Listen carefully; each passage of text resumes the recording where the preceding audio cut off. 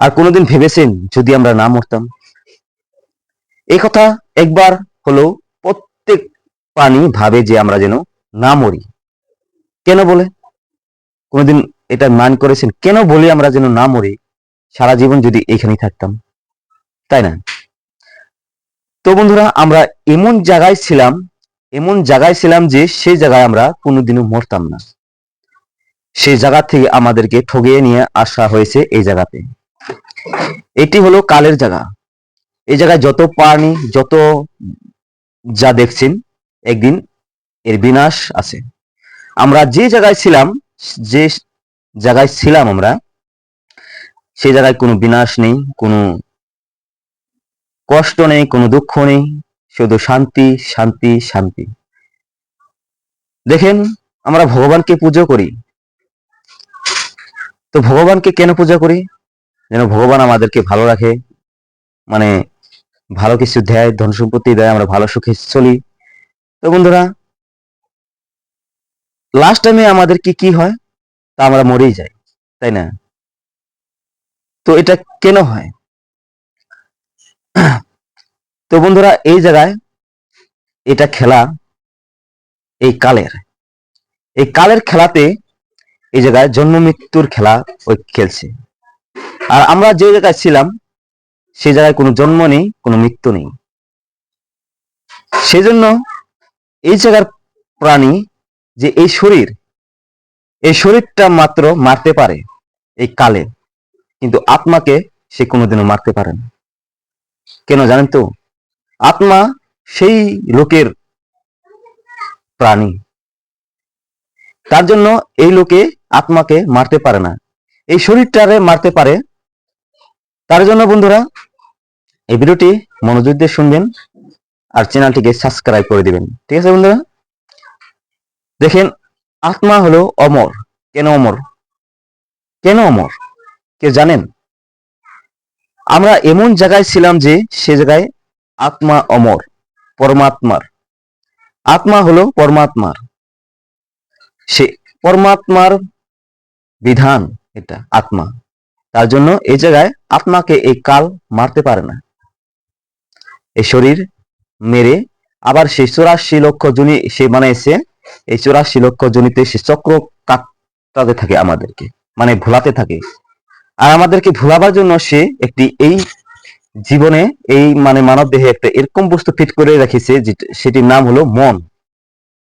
এই মনকে ফিট করে রেখেছে সে কালে, যেন আমরা পরমাত্মার ভক্তি না করি, আর আমরা এই আত্মাকে, আমাদের যে ভিতরে আত্মা আছে, সেই আত্মাকে আমরা যেন জাগৃত করতে না পারি।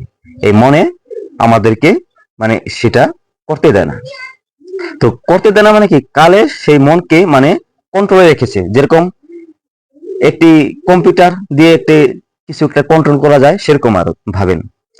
তো আমাদেরকে কন্ট্রোল করে রেখেছে যে তিনটা বস্তু দিয়ে, যেরকম রজগুণ ব্রহ্মা, শতগুণ বিষ্ণু, আর তমগুণ শিব। এটা আমাদের মধ্যে ফিট করে রেখেছে। যেরকম তিনটা সিম বলতে পারেন, যেরকম তিনটা সিম এই জায়গায় ফিট করে রেখেছে। কোনটা কখন টাওয়ার পেয়ে যাবে, কখন কার কি হয়ে যাবে কেউ জানে না। তো বন্ধুরা, এই বিষয় নিয়ে আরেকটা ভিডিও বানাবো বন্ধুরা। তো বন্ধুরা, এই ভিডিওর উদ্দেশ্য হলো যে আমরা কোথা থেকে এসেছি।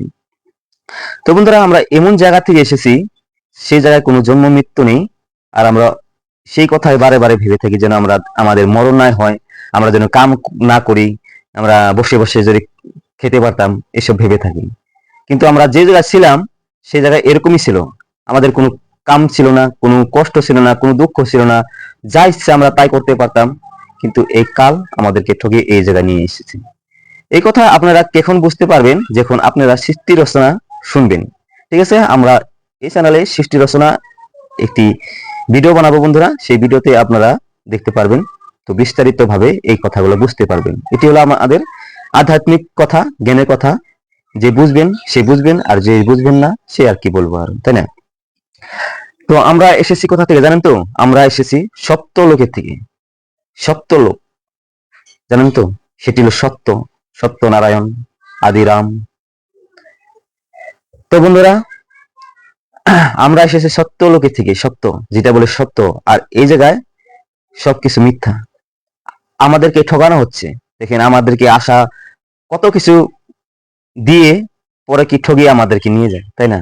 দেখেন আমাদেরকে আশা দেয়, স্বপ্ন দেয়, কত কিছু করার মানে শৃঙ্খলা দেয়, কিন্তু আমরা করতে করতে লাস্টে কি হয়, আমরা মরে চলো চলো ভাই চলো আর করার দরকার নেই।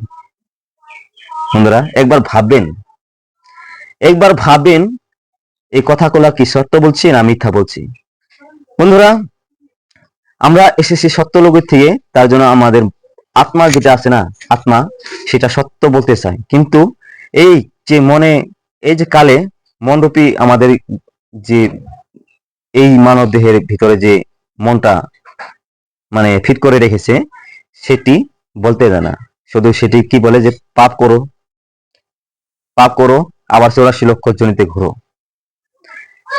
তো বন্ধুরা এই জায়গা থেকে এই এর একটা মানে চক্রবিউ, যেরকম এরকম চক্রবিউ, এই জায়গায় সবে বাঁধা আছে। বন্ধুরা এই জায়গা থেকে কেউ পালাতে পারবে না। আর এই জায়গা থেকে যদি আপনি মুক্তি করতে চান, যদি সত্য সত্য লোকে যেতে চান, তবে সত্য গুরু ধরতে হবে।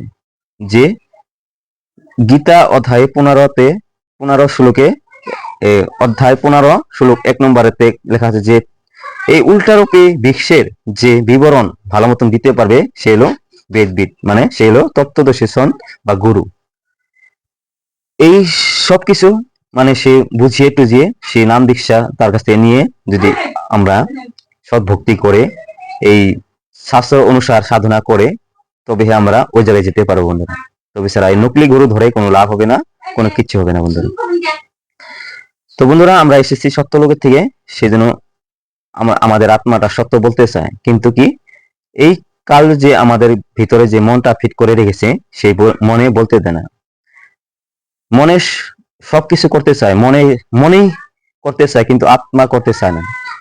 তো বন্ধুরা প্লিজ ভিডিওটি ভালো লাগলে লাইক করে দিবেন, শেয়ার করে দিবেন, চ্যানেলটিকে সাবস্ক্রাইব করে আমাদেরকে অল্প সহযোগিতা করবেন, যেন আমরা আপনাদেরকে কিছু বোঝাতে পারি, কিছু দিতে পারি বন্ধুরা।